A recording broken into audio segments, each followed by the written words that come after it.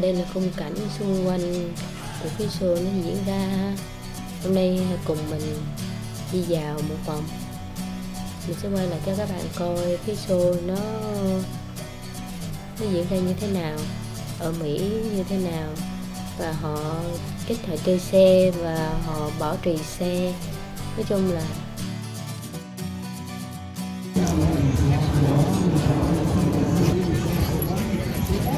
rất là dễ thương.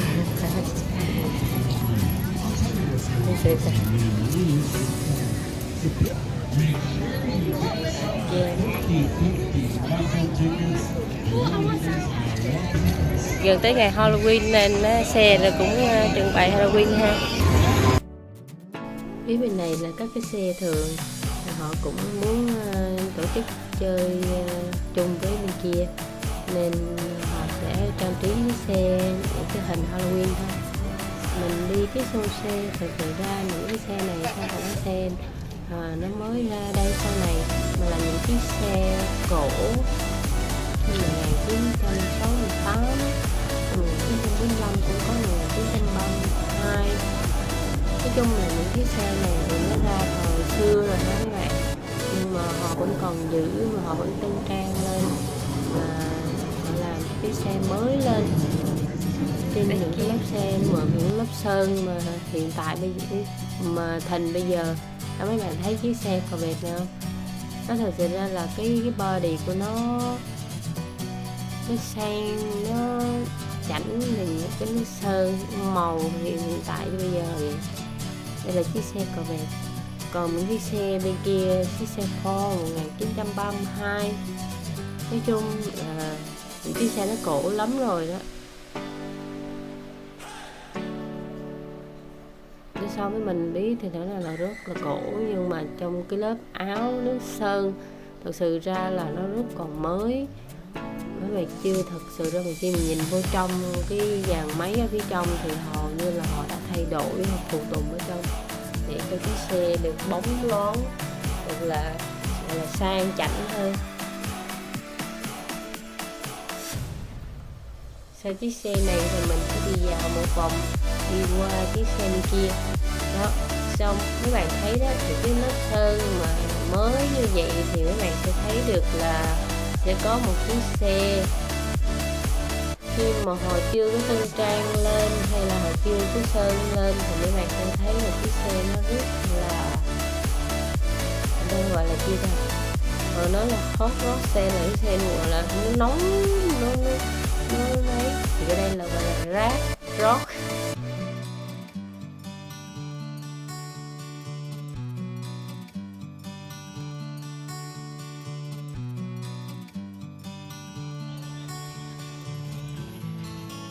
Như mình đã nói hồi nãy là chiếc xe kia là chiếc hot rod, thì cái này là rap rock. Nó đi ngược với chiếc xe kia ha, nó giống như một con chuột vậy đó. Mấy bạn hình dung là thế nó sẽ ra ha, rap rock nó giống như một con chuột vậy đó. Khi mà nó chưa được sơn là một lớp sơn lên thì người ta gọi là rap rock ha. Khi mà mình đi theo rồi mình biết được thì là thực sự ra là có những cái hay, những cái đẹp, những cái lạ, mà thực sự ra bản thân mình càng đi thì mình càng học hỏi, mình càng biết được. Thực sự ra khi mà mình không có thêm cái xe thì mình chẳng biết cái xe nó là như thế nào, nhưng mà khi mà mình theo những cái xe này rồi thì mình biết được cái xe đó đời nào, nó hiệu gì, nó năm nào, nó sinh ra năm nào ha. Chung mình cũng học hỏi rất là nhiều, cũng biết được rất là nhiều đó. Các bạn biết đó, thật sự ra họ vẫn còn giữ được những cái nước sơn, những cái body ở phía trong, ở phía ngoài, hầu như là mình thấy rất là đẹp. Cái này rất là cổ lắm rồi đó. Các bạn theo chân mình ha. Nói chung là mình cũng không làm phiền các bạn, thì các bạn có theo chân mình coi là những cái chiếc xe nó là như thế nào, được trang trí trong dịp lễ Halloween này. Có nhiều chiếc xe ở phía sau á, rất là đẹp. Theo chân mình ha.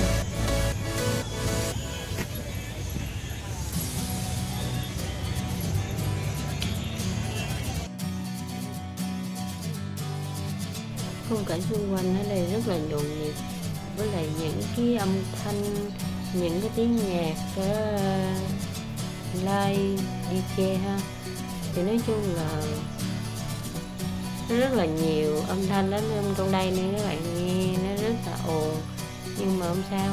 Có những chiếc này là chiếc xe mà các bạn thấy đặc biệt không, ở trên nó xài solar ha. Nãy giờ mình chỉ thấy chiếc xe nó mới, hình như là nước Mỹ thì có thấy một chiếc xe này phải đặc biệt của nó. Nhìn xung quanh để các bạn nhìn ra là nó rất là lạ, rất là đặc biệt. Nhìn xung quanh chưa nhìn kỹ thấy nó bình thường, nhưng mà nhìn kỹ rồi đó là khi mấy bạn mua một chiếc xe bình thường thì mấy bạn đã đi thì mấy bạn đã hiểu rồi đó. Một chiếc xe khi mình mua tùy theo cái túi tiền hay là tùy theo cái giá tiền của nó, mà khi mà mình maintenance chiếc xe của mỗi loại xe nó khác nhau, thì các bạn nhìn thấy đi, những chiếc xe này là gọi là xe cổ thời xưa rồi, thì những cái phụ tùng của nó thì bây giờ trên hiện tại thị trường nó cũng là rất là còn ít, nhưng có một số chỗ nó vẫn sản xuất để nó duy trì những cái xe cổ này. Những cái niền thật sự ra những model của mới như bây giờ ở phía trong mà người ta vẫn giữ được cái custom của nó đó. Mấy bạn thấy thì ra là chơi xe là một chuyện, nhưng mà mình giữ được cái xe rồi mình tân trang cái xe và update cái xe lên theo cái ý muốn của mình thì thật sự ra là rất là tốn tiền. Mấy bạn thấy thì khi người ta chơi xe như vậy thì thật sự ra là kinh phí thật sự ra là cũng phải có ha, chứ không phải đơn giản như một chiếc xe mình chỉ đi ở phía trong phụ tùng như thế nào mình duy trì để mình bảo quản rồi mình đi chơi những cái show xe này.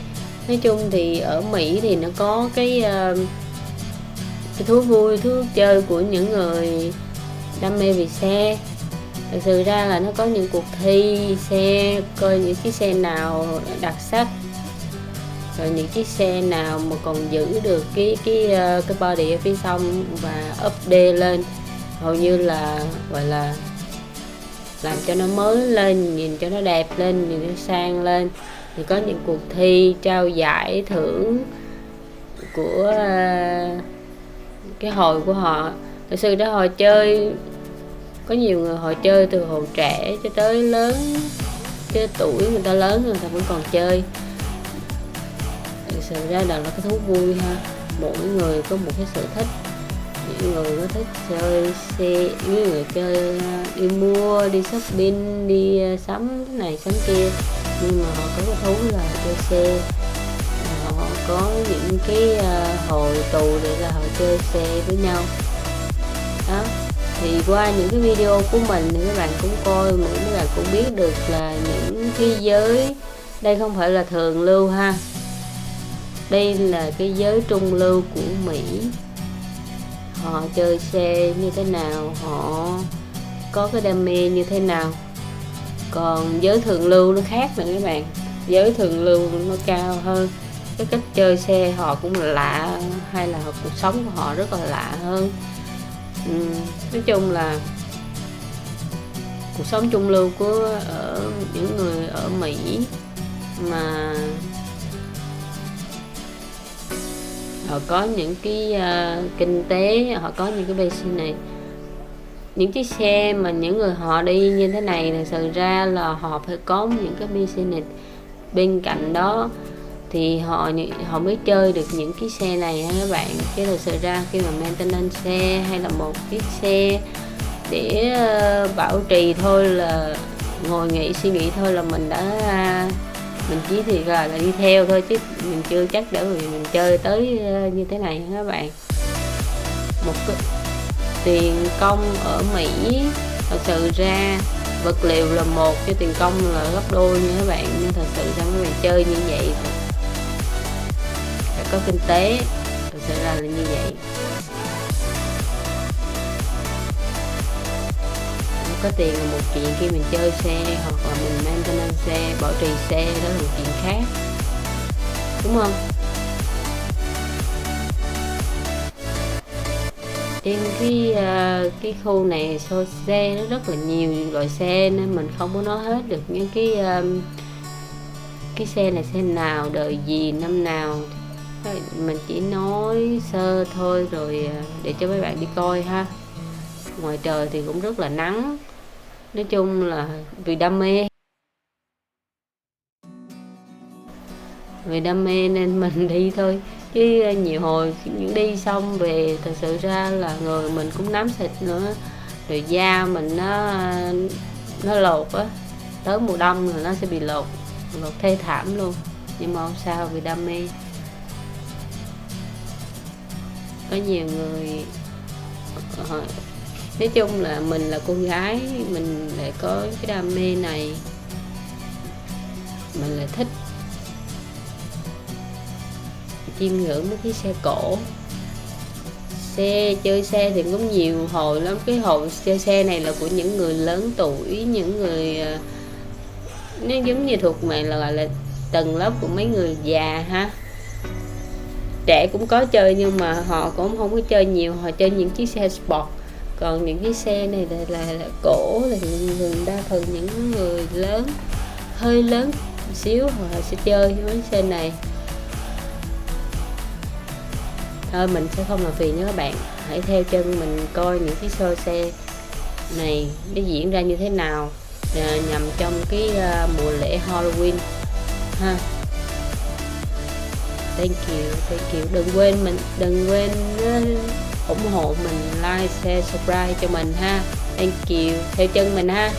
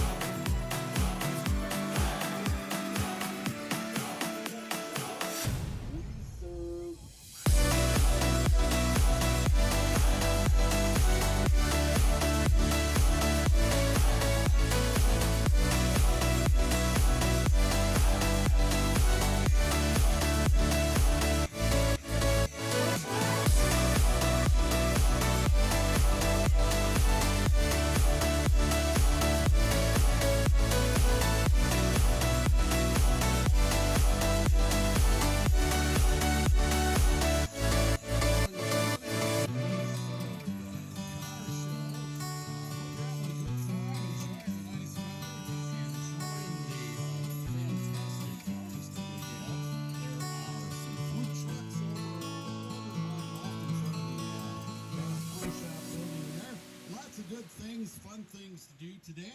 I'm going to play you some more great music right now.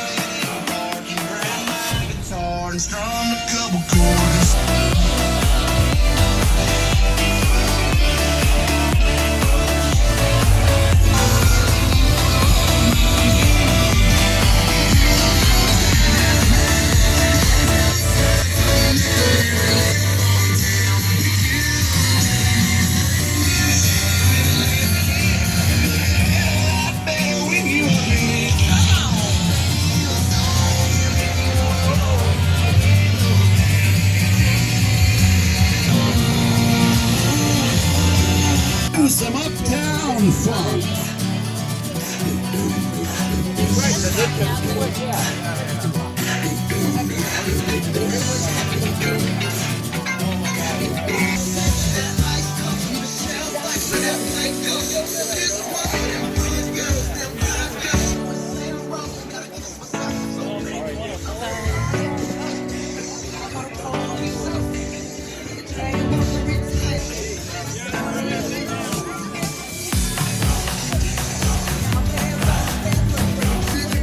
Girls hit you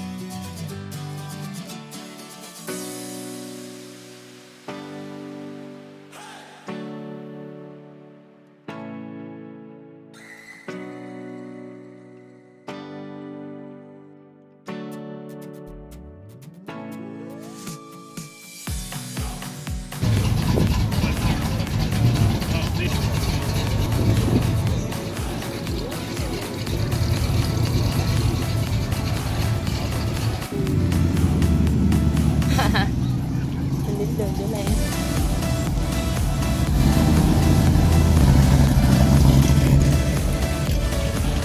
Ngồi kia.